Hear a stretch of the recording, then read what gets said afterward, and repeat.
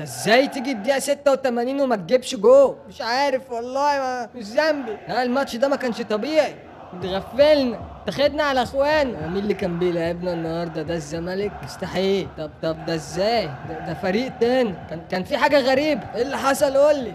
يا روح الفانيلا ما طلعتش النهارده ليه يا شحات؟ مش عرفنا انا، مش يمكن الفانيلات الجديده دي ما فيهاش روح؟ هو كده لازم في بدايه الموسم ناخد صفعه تخلينا نندم القاره كلها بعديه. اسكت بقى اسكت، عشان شيكا جاي وشكله هيحفل علينا. ما تقولش كده يا فوش، ده انت حبيب. هارد لك يا صاحبي، هارد لك يا اخواتي. انت يا شيكا بتقول لنا هارد لك؟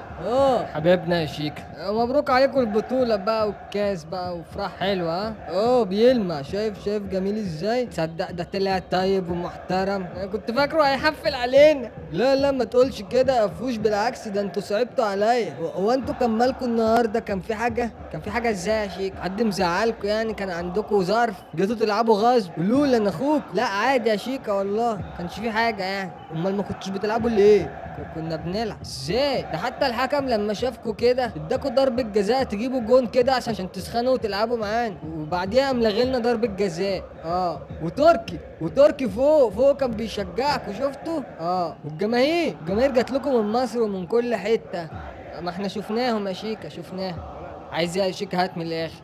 انا عايز اقول لكم اللي انتوا شفتوه النهارده ده احنا لسه مش فرقه، لسه بنتبني.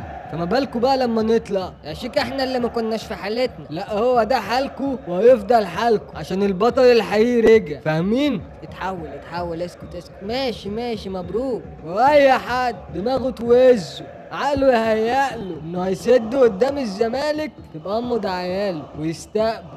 والله وطلع لك صوت. تقول حاجة؟ يلا. لا بقول شايفك مبسوط. ماشي يلا روح استعد عشان لما نقابلكوا تاني نديكوا على عينيكوا تاني. كله منك. قلت لك اول ما انت تيجي 85 تشوف. ما انا محدش بصالي. تكنيلة.